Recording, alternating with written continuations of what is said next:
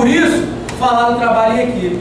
Então, hoje, quando você fala, às vezes, de um frequencímetro, de algumas coisas, as tecnologias estão avançando muito. E aí, você pode ter no Palm, no Note, as informações do seu time treinando num local e sendo analisado em outro continente, por exemplo. Tá? Alguns slides aqui, de repente, vocês vão ver numa aula de um outro professor. Quando a gente vai vendo uma coisa legal, a gente tem que relembrar, tem que socializar. Então, isso aqui, pessoal, nada mais é do que o fluxo de informações. E foi nisso que eu comecei a pensar e comecei a ter espaço com empresas de tecnologia chegando no Brasil. Porque quando eles te oferecem um produto, você sempre pode ajudar a melhorar aquele produto. E onde é que eu entro nessa história? O cara chega no Botafogo, eu tenho uma empresa que presta esse serviço. Fala, beleza, vou testar seu serviço. Aí eu faço 10 observações para ele, do serviço dele. Não são críticas, são observações. Pode ser sugestões ou críticas. Aí o cara fala assim, pô, legal, esse cara pode me ajudar. Eu posso te ajudar. Qual é o teu custo no ano? É X.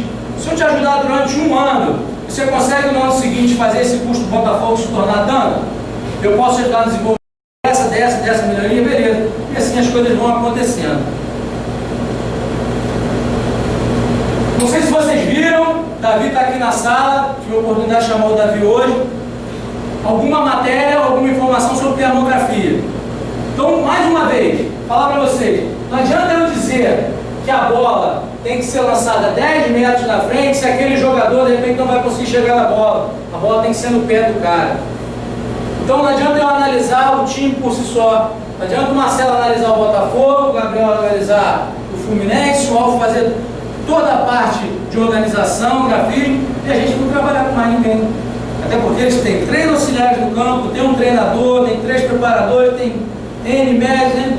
Pô, caramba, vai jogar tudo isso fora? Não dá. Então o que é isso?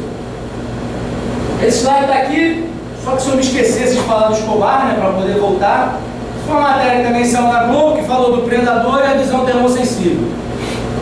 E nada mais é do que o calor nas regiões do corpo. Vamos entender assim na musculatura. Se eu falar alguma besteira, o Davi vai me corrigir, mas depois da aula. Tá, Davi? Só para lembrar que a gente edita a fita e eu gravo de novo. Entendeu? Venho aqui e filme.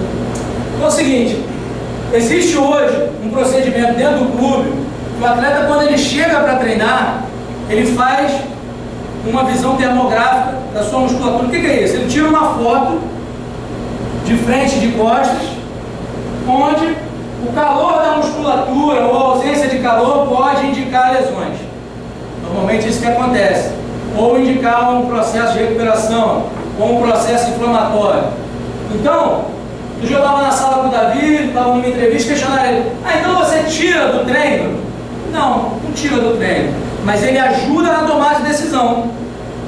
Tá? Vamos lembrar que o tema é análise de desempenho e tecnologia. A gente vai voltar ainda a falar mais de análise de desempenho. Então, não adianta eu querer que um atleta execute aquilo ali se ele não está apto a fazer aquilo. E às vezes eu colocá-lo para treinar, eu vou arrebentar o meu atleta, ele não vai atingir o desempenho que eu quero. Então aqui é uma foto depois do atleta fazendo a imersão, né, em banheira de água gelada. Essa é uma discussão mais prática de fisiologia e preparação física. Você vê como é a mudança, né, de temperatura aqui, as faixas dentro da graduação que você tem e as escalas de cor que você tem aqui. Então muita coisa é feita. Não adianta eu pegar um jogo e analisar um jogo, não adianta eu pegar os 4 últimos jogos da equipe e analisar aqueles 4 últimos jogos. Muita coisa é feita, você tem mais ou menos 50 pessoas trabalhando para a tua equipe performar. Pelo menos isso.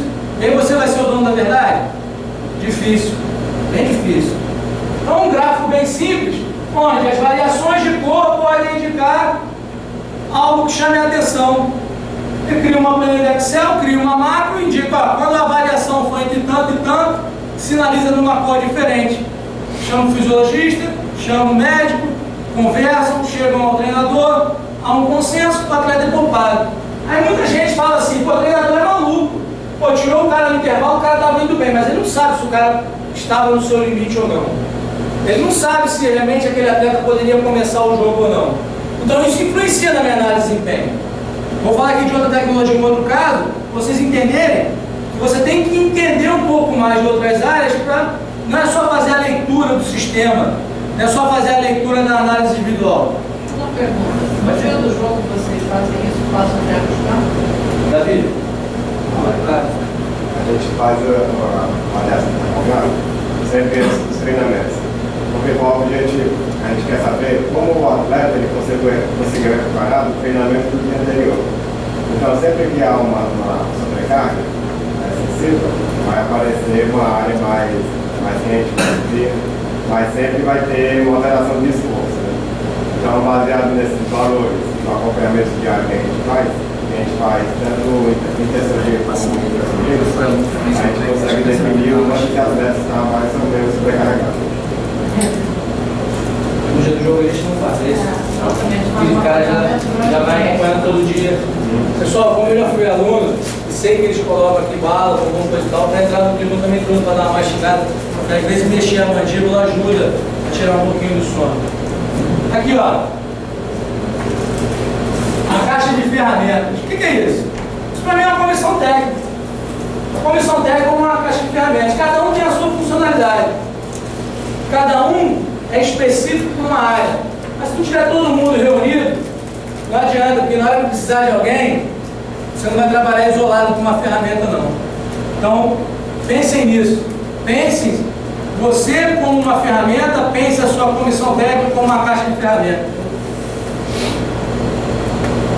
O conhecimento que cada profissional acumula na sua vida pessoal, na sua vida, às vezes esportiva, porque é um ex-atleta, na sua vida profissional, ele tem que ser compartilhado, ele tem que servir para você como uma fonte de conhecimento para que você possa interromper alguns processos ou acelerar outros. Então, o conhecimento humano, ele nunca pode ser descartado. Eu não posso trabalhar tendo um laboratório, por exemplo, de análise, com todas as tecnologias, todos os softwares, e não saber o que está acontecendo no campo. Não saber quem treinou, quanto tempo treinou, como é que foi o treino, se estava chovendo, se estava sol, como é que foi o desgaste, se quem jogou, quem que fez. A gente tem que saber isso. Então essa troca é muito importante. É muito delicado falar.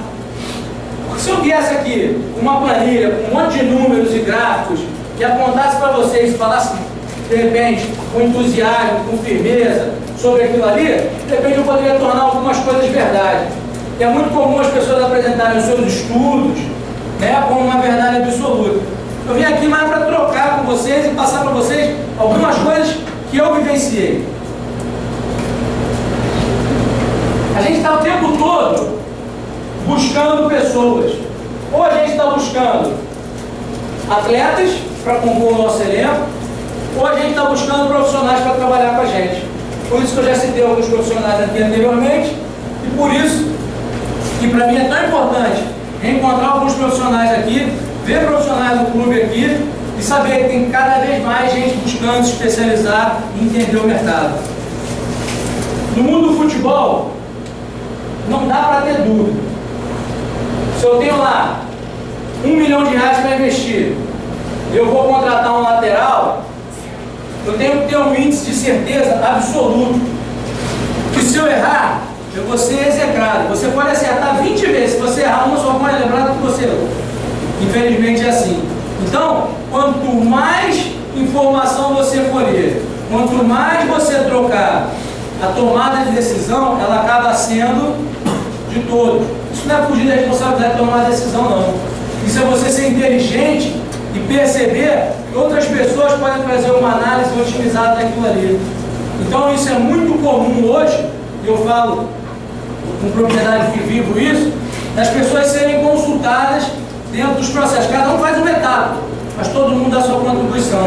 Por exemplo, não estou falando nem para contratar, não. Vou emprestar um atleta para um clube. Para eu emprestar aquele atleta para o clube, às vezes eu tenho que solicitar, por exemplo, que pague o salário dele. Então, por que é interessante você pagar o salário desse atleta se de repente ele não está servindo para mim no meu plantel? Porque ele tem isso de bom. Mas primeiro você tem que dizer, ó, ele tem essa deficiência e essa característica psicológica. Você tem que fazer isso. E aí você fazendo isso, você vai criando relação de confiança com outros gestores, com outros clubes, e você vai estar sempre trocando. Um jogador para um lado, um jogador para o outro, um profissional, que a gente não pode errar.